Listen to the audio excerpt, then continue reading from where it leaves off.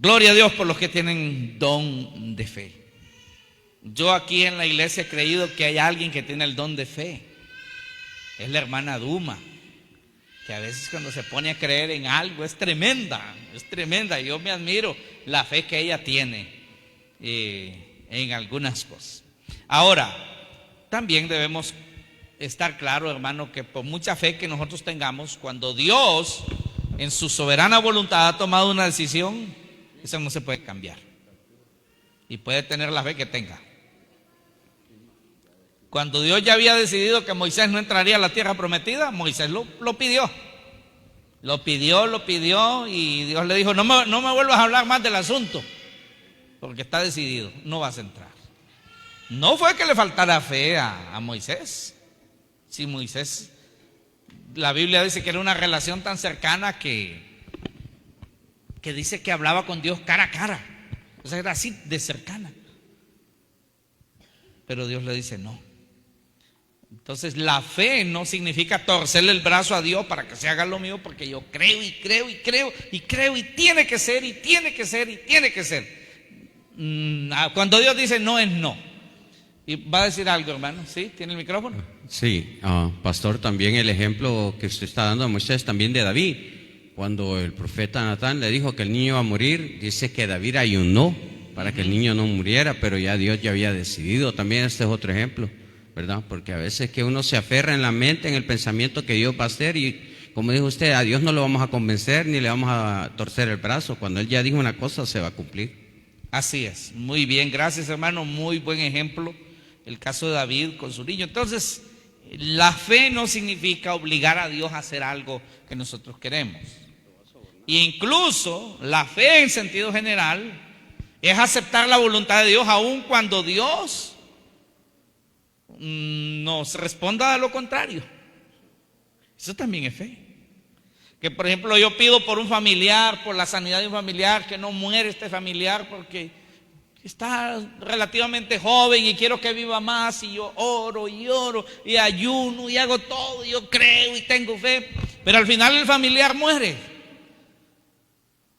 Aceptar la voluntad soberana de Dios también es fe, y decirle: Dios, gracias, no fue tu voluntad que viviera, gracias, tú le diste tantos años de vida, los vivió, pues tuvo muy bonitas experiencias en la vida, y Señor, decidiste que ya no viviera más, gracias, yo sé que tú lo sabes todo. Amén. Eso también es fe. Eso también es fe. Y allí es probada nuestra fe. El don de hacer milagros. ¿Quién tiene por allí el micrófono? ¿Otro hermano? ¿Sí? Amén. Ajá. Número 5, hacer milagros. Un milagro, la suspensión temporal del orden natural de los elementos de la materia. Ejemplo: la multiplicación de los panes y los peces. Lo normal para que alcanzaran era comprar por lo menos 200 denarios o 60,000 lempiras de pan. Sin embargo, Jesús multiplicó 5 panes y 2 peces en miles. Mateo 14, versículo 17 al 21. Otros milagros: la resurrección de un muerto, Lázaro, la hija de Jairo, Tabita, etc. Calmar la tempestad, un cojo de nacimiento, un ciego de nacimiento, el aceite de la viuda, la caída de los muros de Jericó. No debemos confundir sanidad con milagro. Muy bien. A veces alguna sanidad es milagro. ¿Sabe por qué? Porque es que esa persona tenía que morir. En lo natural tenía que morir, pero Dios decidió que no muriera. Ese es un milagro. Pero más que todo, como lo decimos aquí, un milagro es la suspensión temporal del orden natural. Por ejemplo, el orden natural es que una persona se muera, se entierre, se desintegre, ¿verdad? Se pudra y vuelva a ser tierra. Ese es el orden natural. Era lo que tenía que haberle sucedido a Lázaro. 4 días de muerto, ya había empezado el proceso de descomposición. Ese es el orden natural. Incluso la hermana dijo: yede ya, Señor. Sí, ya 4 días, el hombre estaba pudriéndose ya. Ya tenía bastante descomposición. Pero vino el Señor y alteró el orden natural de los elementos y lo regresó a la vida. Eso es una alteración al orden natural. ¿Me explico, hermano? La multiplicación de los panes. Un montón de gente. Pues lo natural era para que todos comieran comprar. Eran como 60,000 o 70,000 lempiras en pan. O arrancar una migaja a cada uno para darle a todos, y así ajustaba para todos, pero no se iba a llenar. Pero multiplicar, hacer de 5 panes miles y miles de panes, y de 2 peces miles y miles de peces ya cocidos, porque no iban crudos, ya iban ya fritos. Eso se llama milagro. Eso es milagro. O la multiplicación del aceite, cuando el profeta Elías, ¿verdad? Eso no es natural. Una botellita de aceite, le dice: consigue todas las tinajas que te sean posibles con los vecinos, con tus amigos, y llénalas. Y le dice: no va a dejar de salir hasta que se llene la última. Y aquella mujer dijo a conseguir tinajas, recipientes, y quizá ya no pudo hallar más, o se cansó de estar llevando, pero hasta que ya llenó el último, dice que cesó el aceite de la vasija. Eso es un milagro. O cuando alguien nace ciego, sin ojos, ni siquiera ojos, nunca vio, y el Señor se los da. Eso es un milagro. Le vamos a dar aquí el micrófono. A veces es bien difícil, y hay personas que tienen mucha fe, ¿verdad? Yo conozco el caso de una muchacha que quería salir embarazada, y ella salió embarazada y su niña tuvo labio leporino y paladar hendido. Ella ha pasado por muchas dificultades. La niña tiene 4 años y medio y no la ha visto fácil. Resulta que ella volvió a salir embarazada hace poco, y a ella le dieron otro mal diagnóstico de su bebé, que es peor aún. Es un bebé, se llama anencefálico. Entonces el bebé crece y tiene vida y todo, pero no tiene cerebro, no tiene nada.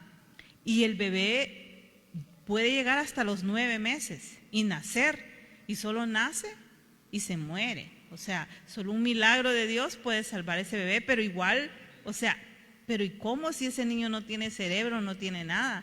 Y ella ahorita está ingresada, y ella dice que, porque ahorita le daban la opción de que, o sea, ya lo pueden parar, que lo tenga ya, y si para los médicos, pues ya no hay para atrás, ¿verdad? Entonces, pero ella dice que no, que ella va a esperar a sus 9 meses, y que ella tiene la fe que Dios va a hacer el milagro en el bebé de ella. Y digo yo, ha de ser difícil, pero si ella tiene su fe, que Dios le va a hacer su milagro, pienso yo que todo es posible, ¿verdad? A veces son cosas que uno no entiende, pero solo Dios puede tener ahí. Mientras Dios no dé el ultimátum, ella debe seguir creyendo, ¿verdad? Mientras Dios no dé la última palabra. Recuerde que Él es el alfa y Él es el omega. Él es el que da la primera palabra y el que da la última. Mientras Él no da la última palabra, ella debe seguir creyendo. Ahora, tener fe es que si Dios no le cumple eso, si Dios no se lo cumple, ella va a seguir creyendo que Dios es fiel, que Dios es bueno, y que si no lo hizo es porque su voluntad es perfecta.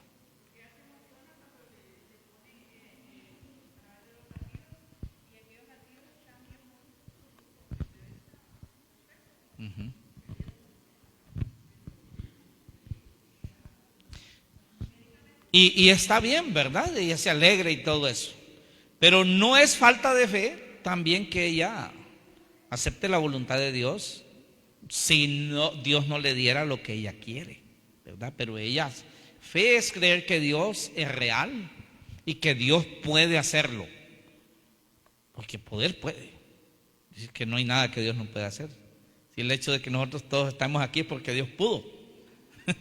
Es porque Dios pudo que nosotros estemos aquí. Entonces, ¿qué no puede hacer? ¿Verdad? ¿Cuántos cerebros sabemos aquí? Y así Dios puede poner un cerebro. Eso es algo, hay milagros, se han visto milagros. No solo en la Biblia, también en el tiempo presente hay milagros. Claro que sí. Muy bien. La caída de los muros de Jericó también, eso no es normal, no es algo que sea de lo natural, que con un grito y se caen unas murallas terribles. Muy bien, pasamos a dones de sanidades. Dones de sanidades. Dones de sanidades. Cada sanidad es un don, o sea, un regalo. Se quita el dolor y se hace la salud en el cuerpo de la persona. No es el don de sanar a toda la gente, ni Jesús sanó a todos, no porque no pudiera, sino porque en la soberanía de Dios vinieron a Él los que debían ser sanados. La sanidad es una curación sobrenatural de las enfermedades. Una sanidad puede darse por cirugías y medicamentos, pero en muchas ocasiones Dios sana sin necesidad de medicamentos.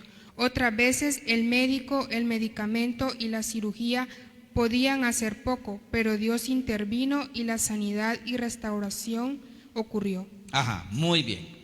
Dones de sanidad. Ya aquí tiene que ver con sanar una enfermedad, que podía haberse sanado de otra forma, sí, pero Dios lo sanó de una manera sobrenatural. Eso es diferente a un milagro. Es que un milagro es algo que nadie puede hacer, ni con gran tecnología. Dígame usted, ¿quién con tecnología puede multiplicar el aceite? ¿Quién con tecnología? No hay tecnología que pueda detener un huracán, una tempestad. Jesús lo hizo. No hay tecnología que pueda resucitar a un muerto de 4 días. Milagro es lo que no puede hacer el hombre. Nadie puede hacerlo, solo puede hacerlo Dios. Pero las sanidades, muchas veces Dios ha permitido al hombre sabiduría, que la sabiduría viene de Dios también, la que tienen los médicos. Y viene el médico, hace un corte, quita el mal, hace una limpieza, ¿verdad? Pone algunas sustancias por allí, hacen limpieza, hacen la costura que nosotros le decimos, ¿verdad? Hizo un buen trabajo y luego vienen los medicamentos indicados y luego la persona se recupera y queda bien. ¿Qué pasó ahí? Se sanó. Se sanó. No es que Dios lo hizo directamente, pero indirectamente Dios también participa. ¿Sabe por qué? Porque el médico puede cortar y eso es fácil, pero que se recupere lo cortado, ese es otro asunto, ¿verdad? El médico puede cortar el pedazo de hígado y decir, bueno, el hígado se va a recuperar, pero es Dios el que puso en el hígado, en el cuerpo humano, la capacidad de regenerarse. Usted se da una herida, ¿verdad? Pero esa herida no se le queda ahí, sino que esa herida empieza a sanarse ella solita. A veces sin ustedes, sin hacerse nada, la herida se cura solita. ¿Sabe por qué? Porque Dios puso en la genética suya la autocuración de su cuerpo, que se regenere su cuerpo. O sea, también Dios lo hizo. No sé si me explico. Sí. E incluso el medicamento que el doctor da, ese medicamento existe porque Dios proveyó una materia prima para hacer ese medicamento. ¿Qué sería el doctor sin el medicamento? No pudiera hacer nada. ¿Qué podrían hacer los médicos, hermana Carolina, usted que es doctora, sin todas las medicinas de la farmacia? No haría nada. ¿Pero de dónde vienen las medicinas de la farmacia? No vienen de Marte, no vienen de Venus, no vienen de Júpiter. Aquí en la tierra Dios ha provisto la materia prima. Algunas vienen hasta de las serpientes, de los alacranes, de plantas, de semillas, de algunos insectos. He oído que hasta de cucarachas sacan algunos medicamentos, de ciertos gusanos. Pero ¿quién puso todo eso allí? ¿Y quién dio la sabiduría y el entendimiento al hombre para que haga eso? Fue Dios, hermano. Fue Dios. Entonces indirectamente al final también es Dios obrando por misericordia en estos pobres seres humanos. Pero hay sanidades que no necesitan de una inyección, no necesitan de medicamentos, y Dios hace la obra. Como una vez que estuvimos orando por una hermana que ya iba, ese día le iban a hacer la cirugía porque tenía un quiste del tamaño de un limón, de esos grandes, hermano, de 5 centímetros. Y ahí la tenía y le hicieron ahí todo. Ese mismo día le digo que ella solo fue a alistarse, que tenía un dolor terrible. Y está mi esposa, con mi esposa oramos por esa hermana. Y ella fue a alistarse y nosotros oramos. Ella andaba muy angustiada, el dolor y lo que el médico le dijo. Entonces oramos. La sorpresa es que cuando llega donde el médico le vuelven a hacer los exámenes porque ya no le dolía. ¿Y sabe qué? Aquello que era tan grande y era más chiquito que un grano de frijol, se había convertido nada más en una irritación. Le dijo, ¿para qué te voy a operar? Aquí le dijo, ¿qué pasó? ¿Qué te hiciste? No, le dice, una oración que hicieron allá, le dice, por mí. Le dice, pues eso Dios lo hizo, le dijo, porque ahí lo tenías. Y ahí tenía todo, ahí la información. Así que le dice, pues, qué bien, le dice que Dios te hizo el favor. Y no volvió a tener el problema, ni el dolor, ni nada, porque Dios hizo la obra de sanidad. Son sanidades. El médico podía haberlo hecho a través del procedimiento, ¿verdad? Pero Dios lo quiso hacer de manera sobrenatural. Amén. ¿Podemos comprender la diferencia entre las sanidades y los milagros? No es lo mismo, un milagro, una sanidad es distinto, así que no confundamos. Milagro es una cosa, sanidad es otra cosa. Amén. Bueno, profecía. Profecía es un mensaje inspirado por el Espíritu Santo dado al espíritu de la persona, en el cual su mente racional no puede proveer tal inspiración. Ejemplos: Elías y Asael. Profetizó su reinado y también su crueldad. Segunda Reyes 8, 7, 13. Pablo, cuando alerta a los líderes de Efeso, acabó cuando alertaba a Pablo sobre lo que le sucedería en Jerusalén. Pero también profeta es alguien que, con gran inspiración de la Sagrada Escritura, habla la palabra de Dios a los ya creyentes para que se afirmen en la fe. La profecía no es para decirle a la persona qué hacer, ni qué rumbo seguir en un deseo de cosas personales. Según la Biblia, es por 3 razones muy importantes. 1, para edificación. 2, para exhortación. Y 3, para consolación. 1 Corintios 14, 3. Según la palabra de Dios, debemos juzgar la legitimidad de las profecías. Debemos de usar el discernimiento por el conocimiento de las Escrituras. Y si a esto le unimos que alguien tiene el don de discernimiento del Espíritu, pues mucho mejor, y nos ayudamos los unos de los otros. 1 Tesalonicenses 5:20. No menospreciéis las profecías. Examinadlo todo, retener lo bueno, haz que ser sabios y prudentes. Muy bien. Gracias. Ya estuvimos hablando un tema, ¿verdad? Hace unos 2 martes o 3 martes, ¿verdad? Sobre percepciones bíblicas sobre la profecía. Y allí incluye hablar del don de profecía. Entonces, de pronto no vamos a ahondar mucho aquí, porque si usted quiere otra vez volver a saber un poco más sobre el don de profecía, entonces estudie ese tema, ¿verdad? Vuelve a estudiar, ahí debe tener la hojita, o también allí está en Facebook, y también tenemos en YouTube el tema, y dice usted, pastor, mándeme el link de ese tema que quiero volver a verlo, o los que no lo vieron, ¿verdad? Podemos darle también la hojita para que lo estudie en la casa y lo vea con la exposición que está allí en YouTube. Pero es importante que la profecía, esto está explícito ahí en la Biblia, tácito, que dice que es para edificación, obviamente la edificación de la iglesia, para exhortación, o sea, hacer que la persona, motivar a la persona a volver al camino. Se había apartado un poco, pero debe volver al camino. Era lo que hacían los profetas del Antiguo Testamento, ¿verdad? Procurar que el pueblo de Israel volviera otra vez a la Sagrada Escritura. Ese es el trabajo de un profeta, hacer que la gente vuelva a alinearse con la palabra de Dios. Eso se ha perdido de vista hoy en los profetas de este tiempo. Los profetas de este tiempo como que solo son para irle a endulzar el oído a la gente, para irle a decir que va a tener un carro, que ya se va a casar o que no sé qué, lo otro. Pero los profetas de la Biblia era para hacer volver la gente a las Escrituras.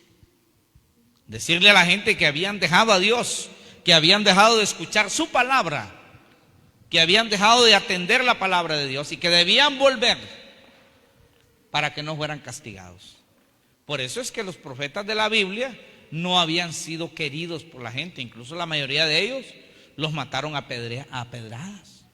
Los profetas de hoy no, hermano. La mayoría de los profetas de hoy les pagan avión, les pagan el mejor hotel, porque ellos dicen que tienen que pagarles el mejor hotel y que tienen que darles tanta cantidad de dólares o de dinero, porque si hay que honrar al siervo de Dios.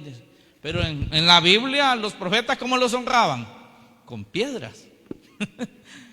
Porque a la gente no le gustaba lo que los profetas decían, porque los profetas ellos predicaban sobre el arrepentimiento. Entonces allí va la exhortación, la edificación, y también dice para consolación,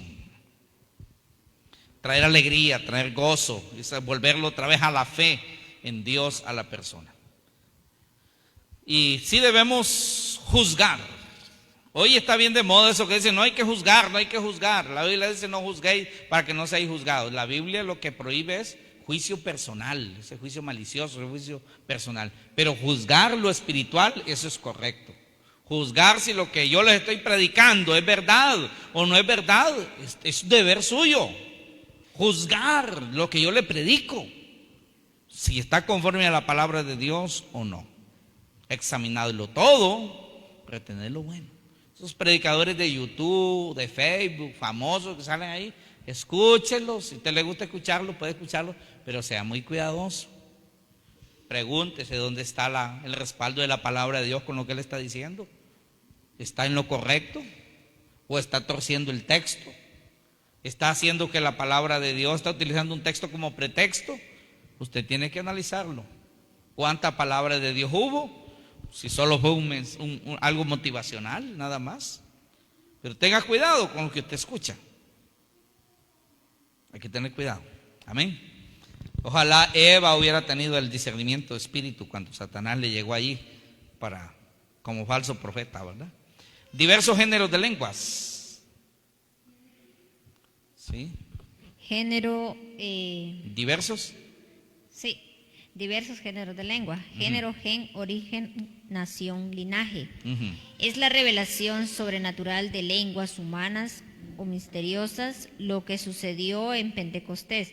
Fueron lenguas humanas porque los visitantes de otro país que habían llegado a Jerusalén entendieran el mensaje de Dios. Hechos 2:7.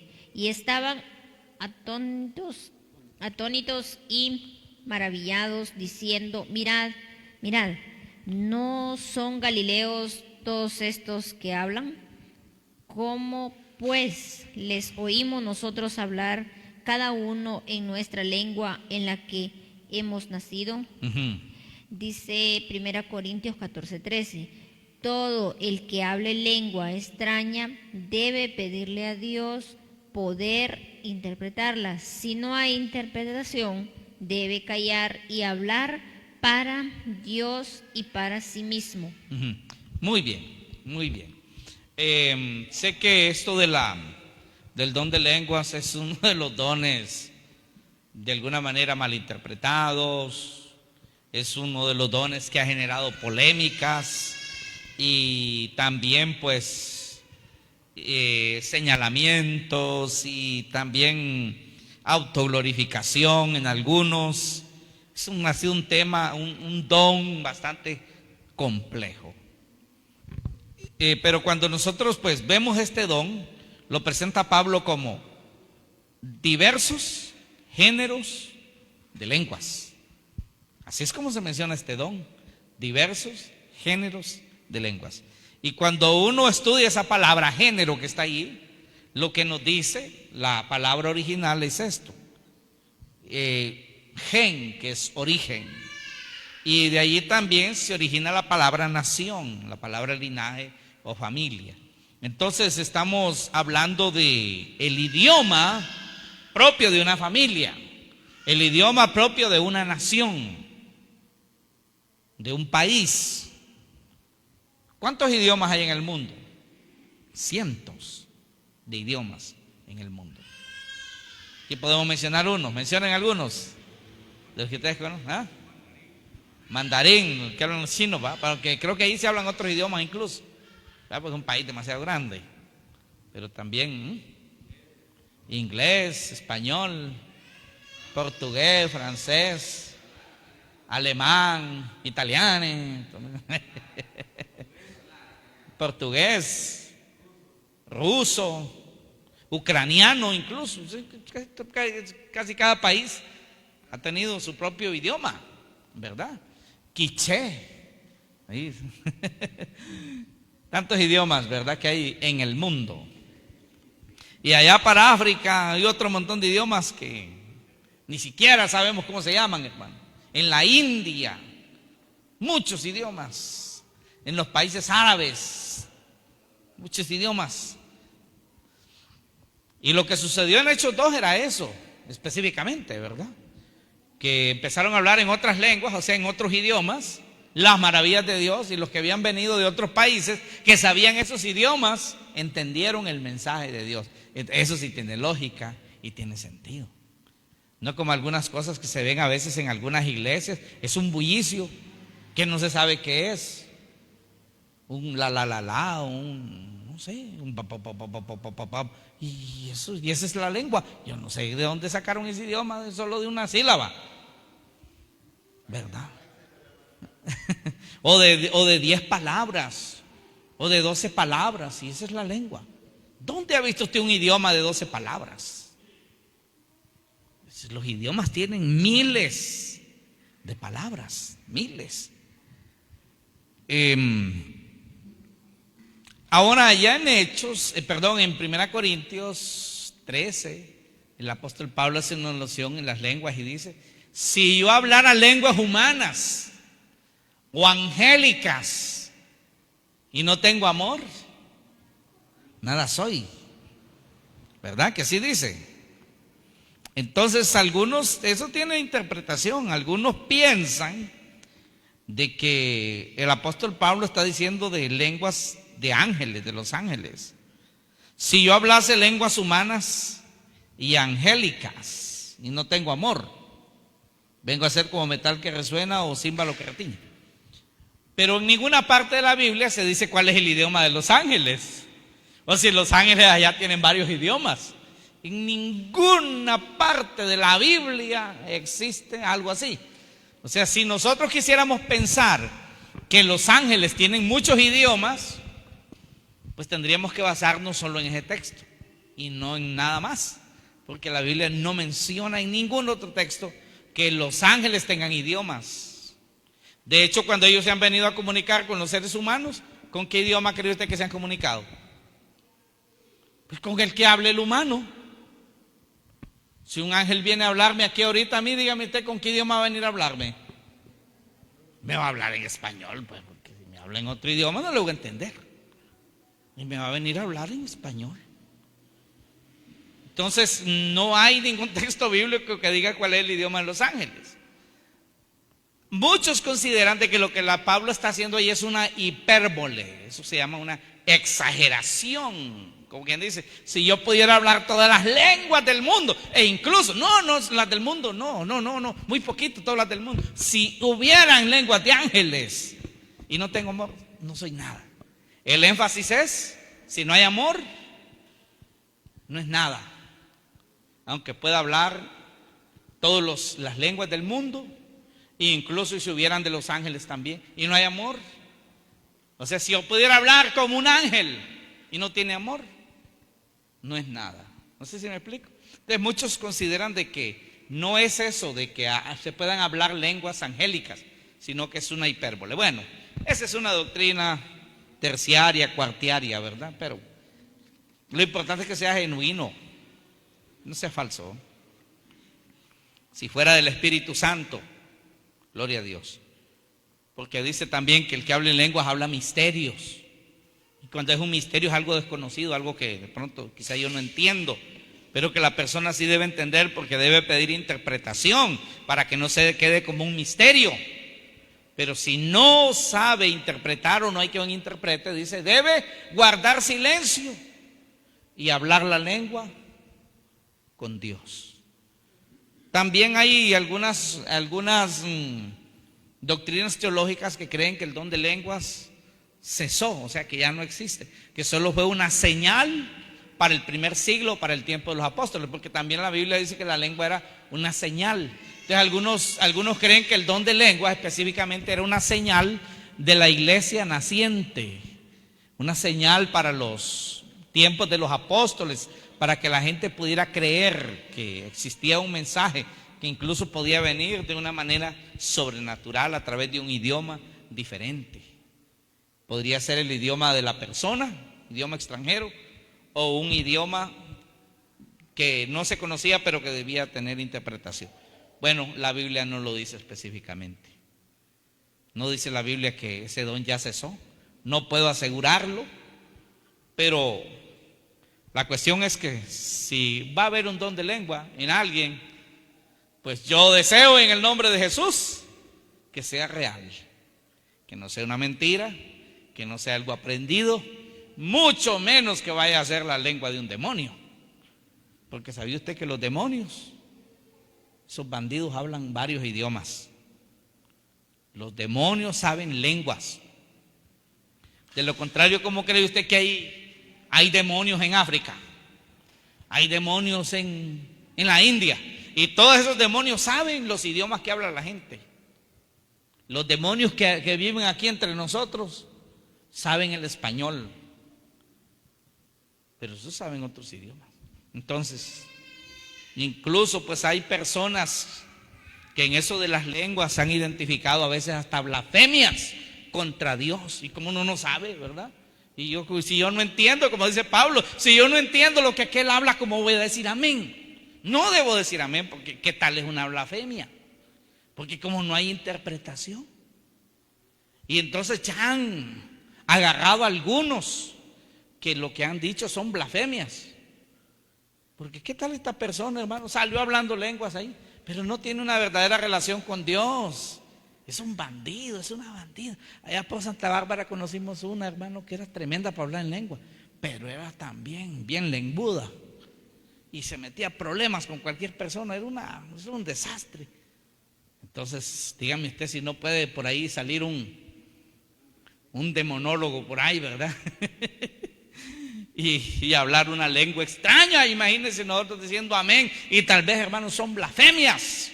También ha habido gente endemoniada que cuando han orado para echar fuera demonios o han intercedido para echarle fuera el demonio a alguien, esa persona ha hablado lenguas extrañas, lenguas desconocidas, y son blasfemias. Entonces está algo bien complejo, hermano. Por eso es que Pablo dice, si no hay interpretación, no puedes decir amén, porque no sabes lo que dice, no tienes conciencia de a qué le estás diciendo amén.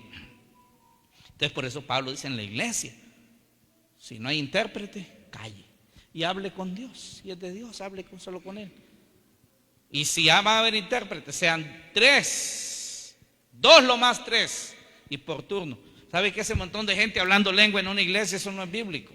Yo no sé dónde sale eso.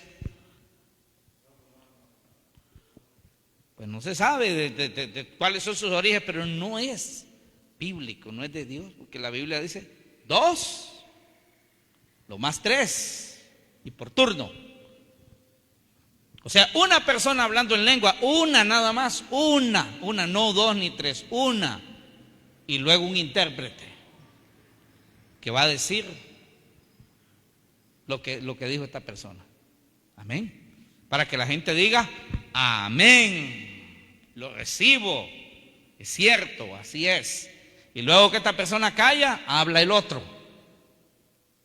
Y luego que este calla, habla el otro. Y las interpretaciones. Pero todo ese montón de gente, y todo, qué relajo. Eso es lo que Pablo decía. Van a decir la gente que están locos. Eso está en 1 Corintios 14. Puede leerlo todo. No me pongo a leerlo aquí porque no podríamos terminar el tema, ¿verdad? La interpretación de lenguas es un don también. ¿Quién tiene el micrófono ahí? Interpretación de lenguas. No es traducción de lenguas, sino interpretación, por lo que no tiene que tener exactamente el mismo número de palabras, sino transmitir el mensaje de una manera entendible al oyente. 1 Corintios 14, 26 al 28. Ahí lo puede leer usted, hermano. Sí. Estos son los dones en gran manera sobrenaturales porque van más allá de la lógica y la comprensión del hombre natural. Un error pecaminoso por la corrupción humana es anhelar, pretender o presumir estos dones por el mero deseo de impresionar. Amén. ¿Cuáles cree usted que son los dones que más impresionan? El de hacer milagros, el de sanidades, el de las lenguas. Y por eso los corintios anhelaban esos dones, porque favorecían el ego humano. Pero ese es un error pecaminoso. Dones indispensables, y lo vamos a leer aquí rápido. Dones indispensables. Cuando decimos de indispensables, que no pueden faltar, tienen que estar ahí. 1 Corintios 12, 27. Vosotros pues sois el cuerpo de Cristo. Esa es una analogía, una comparación. Y miembros cada uno en particular. A unos puso Dios en la iglesia primeramente apóstoles, de alguna manera ese es un don. Luego profetas. Lo tercero, maestros, parte de los regalos de Dios. Luego los que hacen milagros. Después los que sanan. Y mire aquí, este también es un don, mire. Los que ayudan. ¿Y quién quiere ese don? Ah, no, ese doncito. El doncito de ayudante. El doncito de ayudar. No, ese doncito no lo quiero yo. Los que ayudan, es un don. Los que ayudan. Los que administran, es un don. El buen administrador, todo bien ordenadito, bien chequeadito ahí, ¿verdad? Qué bonito, bien administrado, que cuida bien. Los que tienen el don de lenguas, dice Pablo. Y luego dice, ¿son todos apóstoles? No. ¿Son todos profetas?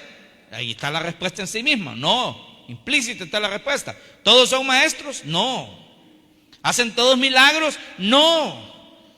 Y ya el pastor Omín no hace milagros. Bueno, los milagros lo hace el Señor, pero ¿y si yo no tengo el don? No me culpe por eso, ¿verdad? Porque a veces piensan que el pastor tiene que tener el don de sanidad, el don de hacer milagros, el don de lengua, el don de interpretación de lenguas, el don de apóstol, el don de profeta. Todos los dones tiene que tenerlos, si no ya lo descalifican. No, hermano. Son dones diferentes, cada quien.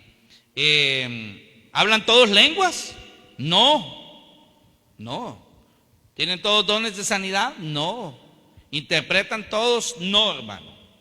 Entonces dice el apóstol, procurad pues los dones mejores, mas yo les muestro un camino más excelente. ¿Sabe cuál era ese? El don del amor.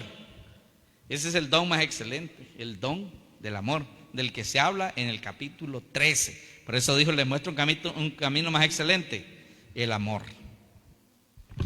Romanos 12:4 dice, porque de la manera que en un cuerpo tenemos muchos miembros, pero no todos los miembros tienen la misma función, así nosotros, siendo muchos, somos un cuerpo en Cristo, y todos miembros los unos de los otros, de manera que teniendo diferentes dones, oiga, según la gracia que nos es dada. Si el de profecía, úsese conforme a la medida de fe. O si de servicio, oiga, ¿dónde? ¿De qué dice ahí? De servicio, de servir. ¿Dónde servir? Y gente dice, no, ese no es un don, eso no es un don. Claro que es un don. ¿Dónde servís en servir?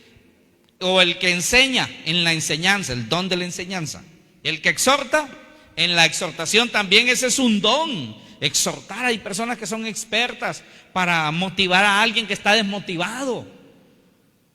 Sí, para decirle, mire, no está bien, vuelva al camino. Y tienen la manera tan bonita de hacerlo y le funciona porque tiene el don.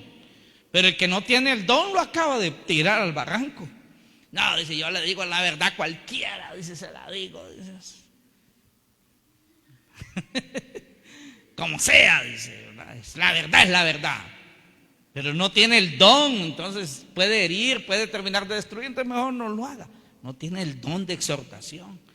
El que reparte, ya ve usted, también está el don de repartir.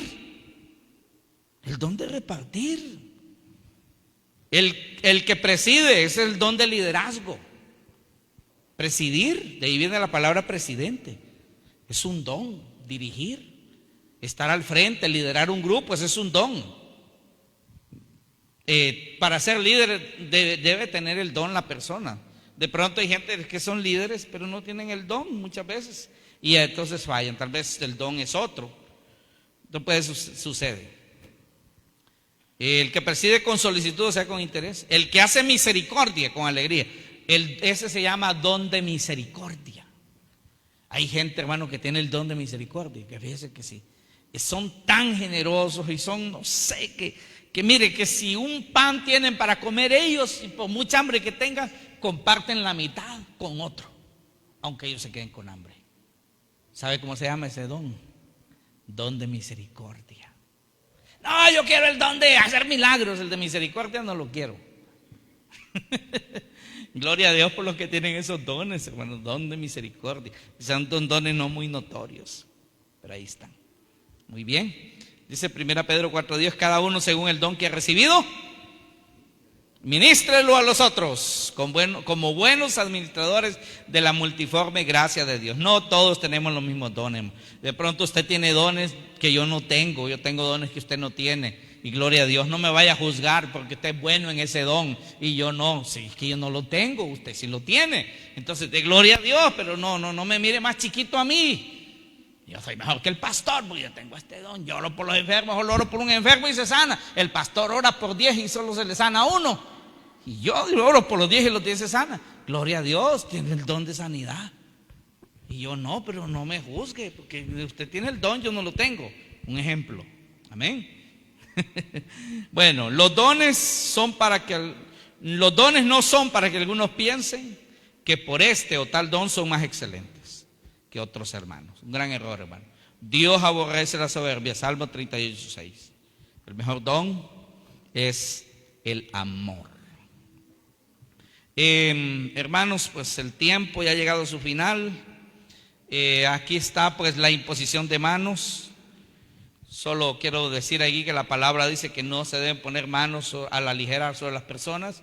Las manos se ponen sobre los enfermos, se ponen para bendecir, pero también para delegar autoridad. Cuando dice la Biblia no poner las manos a la ligera es sobre asuntos de delegar autoridad. Pero y para enfermos sí, usted puede poner la mano. Los padres para bendecir a los hijos deben poner manos sobre los hijos. Es bonito este tema, hermano, de la imposición de manos. También, hermanos, otro asunto importante que quiero decir, que imponer manos, aquí lo último que leemos, imponer manos sobre alguien para orar no es lo mismo que empujar para que caiga al suelo. No, hermano. Yo oro por la hermana, amén, y oro por ella, por sanidad o por bendición o porque estamos delegando sobre ella algo de autoridad. Pero no, empujarla ahí, hermano. Recibe, y ahí va para atrás. Y poniendo el pie, ¿no? Y va a empujar. Eso de querer que la gente caiga al suelo, eso no es bíblico. Dígame, ¿cuándo Jesús hizo eso? ¿Cuándo? Dígame usted si hay un versículo con eso. ¿O cuándo los apóstoles hicieron eso? ¿O los profetas? Ahora, si yo estoy orando por alguien y se cae, pues la razón que sea por lo que se cayó, pues con tal de que yo no lo haya empujado, ¿verdad? Pero si se cayó porque estaba tan concentrado con Dios que perdió el control de su cuerpo y cayó, pues ese es un asunto personal, la persona con Dios, ¿verdad? Porque eso puede darse. Pero convertir eso en un dogma, que si no cae no recibió, que tiene que caer al suelo para que reciba, que si no cae pues lo empujo, ¿verdad? Y eso se ha convertido en un dogma. Eso no es bíblico, eso no es un mandato, es algo, puede ser algo casual. Si alguien quiere caer, yo no tengo problema si ustedes caen al suelo, hermano, con tal se levanten después, no hay problema, ¿verdad? El problema es que se me queden ahí y ya no se levanten. Entonces ahí sí tendríamos que orar por un milagro, porque significa que ya se fueron. Pónganse de pie, hermanos, gracias. Le motivo a que lea la última ahí de la imposición de manos. Léalo ahí en su casa. Si tiene alguna pregunta, la hace, por favor. Sé que estos temas son amplios porque no se pueden volver a tocar ya, o sea, otra vez a estarlo repitiendo. Por eso tratamos de sacar un tema de un solo.